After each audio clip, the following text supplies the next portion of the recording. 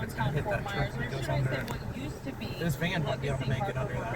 When I say just about everything we've seen this It's morning, right in the middle lane. has been more it's intense not and a- nice in a way. I mean, everything Hanging with we've the seen wire is just down in the absolutely middle. I didn't see it on the way back. as we were Or on the way crossing to the your bridge, mom's. coming back into downtown Fort Myers, that's the US 41 bridge, we noticed Legacy Harbor Marina doesn't exist anymore. You can kind of see some pilings in the water as you're crossing the bridge.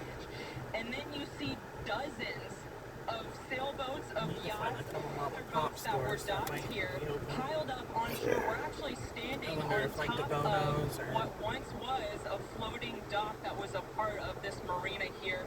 Even as you take the exit off of US 41, there's small boats, dinghies,